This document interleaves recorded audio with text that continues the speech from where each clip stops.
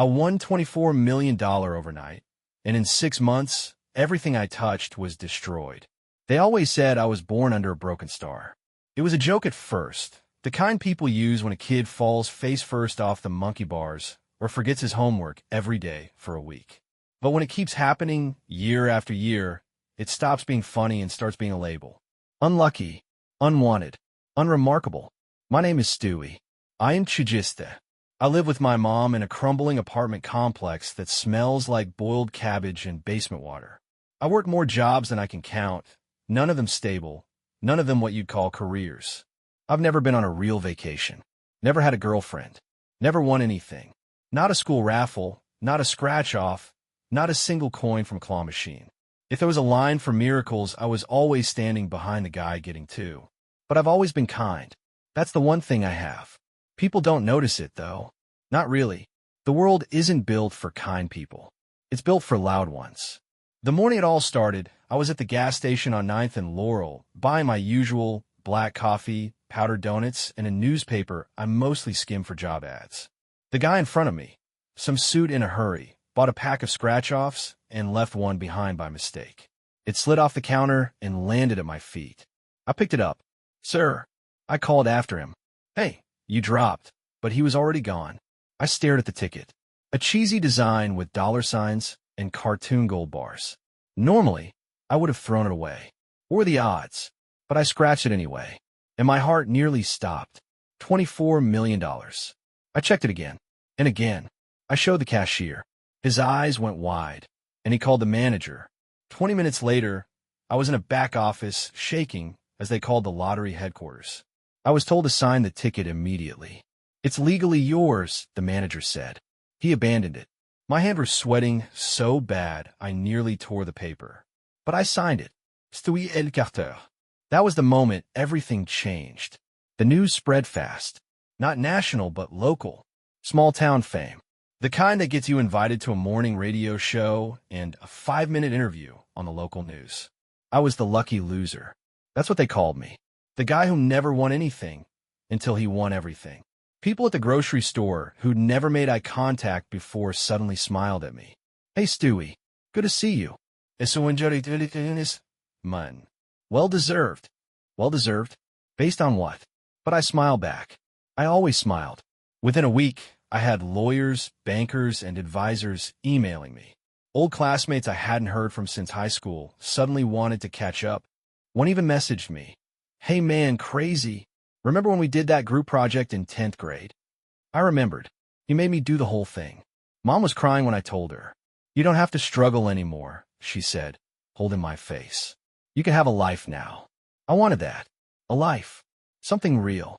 Something big. So I started spending. I bought a car. A sleek, black electric one that looked like it came out of a sci-fi movie. I didn't even test drive it. I bought a house. Not a mansion, but big, modern, with glass everywhere and a backyard that dipped into a private lake. I filled it with furniture I didn't know how to arrange. Bought clothes that looked good on mannequins, but awkward on me. And people kept coming. A cousin who'd blocked me 5 years ago showed up at the gate. "Man, I always knew you were going to make it." He asked for $10,000 to fix a business deal. I gave it to him. He disappeared, but some things felt good. I'll admit that. For the first time, I felt seen. Respected. I walked into rooms, and people smiled. I tipped huge at restaurants. I gave money to a waitress who said her kid needed surgery. I bought a brand new computer lab for my old school. The principal cried. For a while, I thought, maybe this is what I was waiting for. Maybe this is my redemption arc. I even started dating. Her name was Lacey. Blonde. Funny. She called me Stu and laughed at my clumsy stories. Said I was refreshingly real. I bought her things, not to buy her love, but to show her I cared. She said she loved me after a month. I believed her. I proposed 2 months later. That's when things started to shift. The car broke down. Not once. Constantly. The dealership claimed software issues. Then electrical failure. It was in the shop more than in my driveway. The house. A leak in the ceiling turned into mold. The air conditioner died. The foundation had a hairline crack that quickly became a nightmare. The business I funded for an old friend collapsed within 3 months. The school computer lab? Vandalized. Twice. And Lacey? I caught her texting a guy saved as Lana work. She said it was her cousin. I looked him up. He wasn't. I still remember sitting in that massive house, surrounded by silence, looking at all the stuff I bought, and realizing I felt smaller than ever. Like the money had made everything bigger, except me. One night, I went out on the balcony, trying to clear my head. A fire started in the guest room. Electrical. That's what the fire department said. By the time it was out, a third of the house was gone. And so was Lacey. She left while the fire trucks were still there. Didn't say goodbye. Just vanished. In 6 months, I lost more than I'd gained in 30 years. Not just the money, the hope, the trust, the belief that maybe, finally, I'd caught a break. I didn't understand it. Was it fate, karma, or something darker? People started whispering. Everything he buys breaks. He's cursed. The money's dirty. I laughed it off at first. But when my mom got sick, out of nowhere, no warning, I stopped laughing. The doctors couldn't explain it. Tests came back fine, then suddenly not. She recovered, thank God. But I started to believe it. That the ticket wasn't a blessing. It was a test. And I was failing. I started Googling. Lottery winners who lost everything. Dozens of stories popped up. Car crashes. Suicides. Bankruptcies. Divorces. One guy was found dead in a motel 3 years after winning $10 million. Another was in jail for tax fraud. I read every story like I was studying a playbook, not for how they spent the money, but how they lost themselves. But one story stood out. A man named Kurt Delling. He'd won $32 million in my state 7 years ago. Same lottery. Same scratch-off brand. He died in a house fire. Investigators ruled it accidental. But there was a quote from his neighbor in the article. It's like everything in his life just collapsed. One bad thing after another. It was like that money was cursed. I froze. That wasn't just a coincidence. That was a pattern. I dug deeper. Kurt had been generous, gave money to friends, donated to charity, bought cars for neighbors. Then came the lawsuits. 2 people claimed he promised them money. One ex accused him of emotional distress. He died alone. The house burned down 2 months after he changed his will. Sounded familiar. I needed answers. So I did something I never thought I'd do. I reached out to his brother.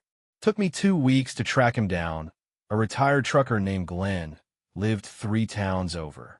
I called and told him the truth. My name's Stewie. I won the lottery 6 months ago. And I think the same thing's happening to me that happened to your brother. He was quiet for a while. Then he said, meet me tomorrow. Cafe en Main. Don't bring anyone. Glenn was in his 60s. Weathered face. Quiet eyes. The kind of man who'd seen a few wars of his own. He slid me a folder before even saying hello. Inside were photos, receipts, newspaper clippings. All about Kurt. He was like you, Glenn said. Soft. Gave too much. Trusted everyone. What happened to him? I asked. He sipped his coffee. The money happened. And then the people. He told me how Kurt bought land for a church that never got built. Funded a restaurant that mysteriously burned down 2 weeks after opening. Paid for a woman's cancer treatment. She never had cancer. It was like the money drew predators, Glenn said. Like it lit a beacon in the dark. But the fire... He called me 2 days before it, Glenn said. Told me he felt like he was being watched. Like something was pushing back every time he tried to do good. I leaned back. You think it was cursed?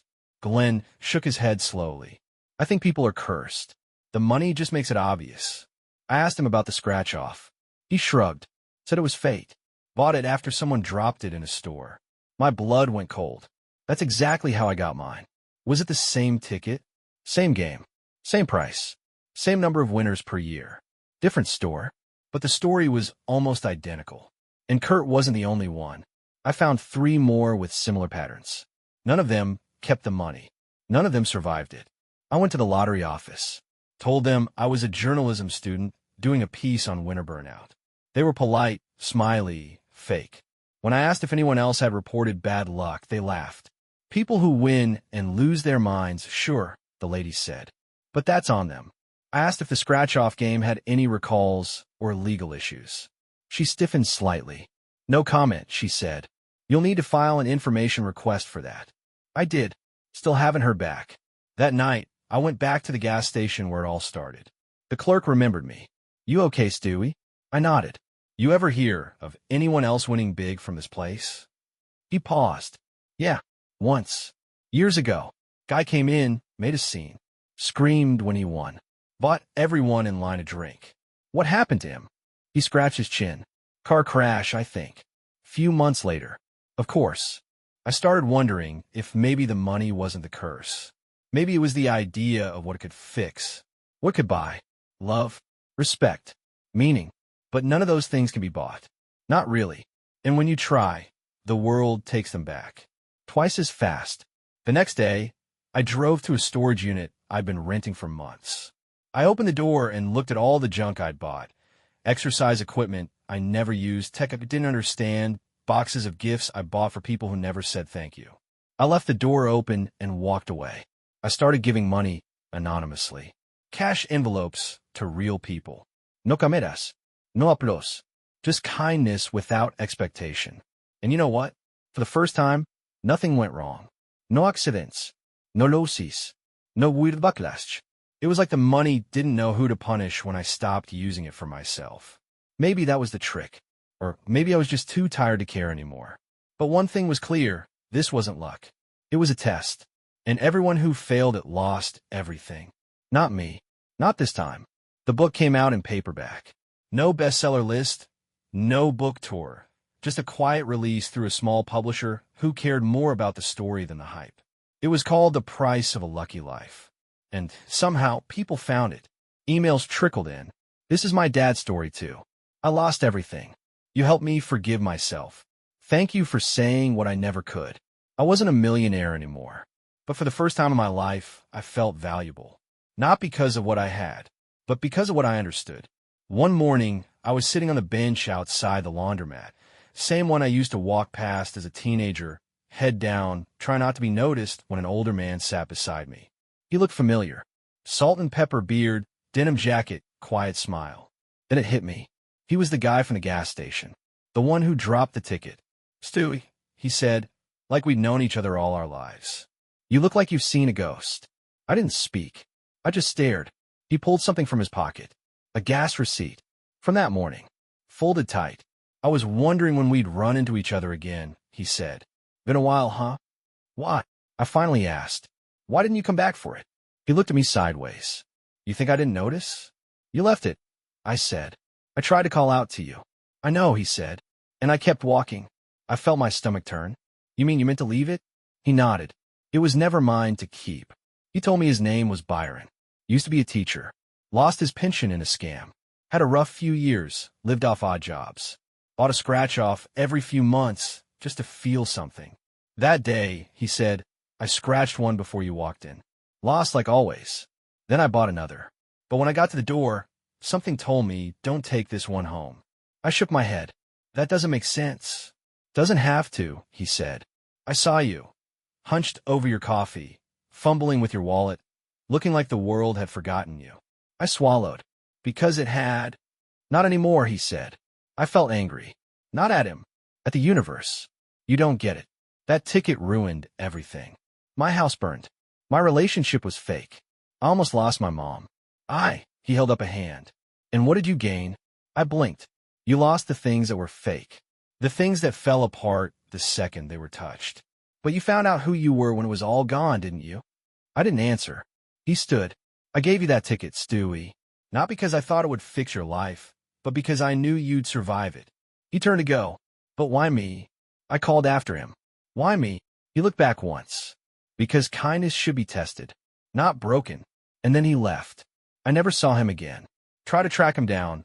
Asked at the shelter, the church, the coffee shop. Nobody knew of Byron. Some thought I made him up. I didn't. But I did start wondering if maybe he hadn't given me the ticket. Maybe the world had. Not as a gift, but as a mirror. I didn't keep any of the money. Not a cent. By year's end, I donated, gifted, or liquidated everything tied to the win. I cashed out the last $9,800 and put in envelopes. 100 each. And every week, I'd give one away. Not for charity. Not for pity. Just quietly. On buses. In waiting rooms. Under windshield wipers. No names. No stories. No expectations. Just $100 and a note that said, I survived something you don't have to go through. Use this for good. You'd be surprised how people react. Some cry, some laugh, some throw it away, but some look up at the sky like they just remembered it exists. That's worth more than any jackpot. I didn't find closure in the ending. I found it in the letting go. Because sometimes the curse isn't the money. It's believing you weren't worth anything before it. It's been a year since I gave away the last envelope. 100 people. 100 small moments of unexpected kindness. 100 chances to rewrite someone else's story without ever asking for their name. Some wrote back. Some didn't. One woman found me through my book and sent me a letter with nothing inside except a Polaroid of her daughter holding up the envelope and smiling. That photo hangs next to the framed ticket in my room. Not because I'm proud of what I won, but because I'm proud of what I gave away. The book reached more people than I expected. Not millions, but enough. It got passed around in circles I never imagined, therapy groups, veteran meetings, community centers. Someone sent me a photo of it on a prison library shelf. The publisher called one day and said, your book is being taught in a college ethics class. I laughed. Stewie, she said, you gave the world a blueprint for what not to do and how to come back from it. I didn't have an answer. Just sat there, staring at the wall, quietly thankful. I moved out of my mom's apartment. Not far, 2 blocks away. A tiny 1-bedroom above a bookstore. The landlord gave me a discount after she read my book. Said it broke her in the best way. I fixed it up with my own hands. Learned how to lay tile, how to paint, how to do things right the first time. No money shortcuts. No contractors. No fancy gadgets. It's not much, but every corner feels like mine. I started speaking at schools. Not as the guy who won the lottery. As the guy who learned what it means to be enough. Sometimes the students laugh. Sometimes they cry. But every time I leave, at least one kid stops me at the door and says, I've always felt invisible too. And I get to tell them, you're not. You're just waiting to be seen by the right people. I got a letter from Lacey, months later. Typed. No apology. No guilt. Just a single line. I never knew who you really were. I'm sorry, I didn't want to. I didn't respond. That silence? That was the reply. As for the money, all of it's gone. Every penny. Not wasted. Repurposed. Into meals. Repairs. Bus tickets. Hope. I kept one thing. The first receipt from the gas station. It's in my wallet. Folded, faded, nearly paper thin. But it reminds me, luck doesn't change who you are. It reveals whether or not you were ready for it. And maybe I wasn't ready. Not at first. But now I understand something no check can buy. Something deeper than wealth, sharper than pain, and longer lasting than any prize. I was never the lucky one. I was just the last one standing.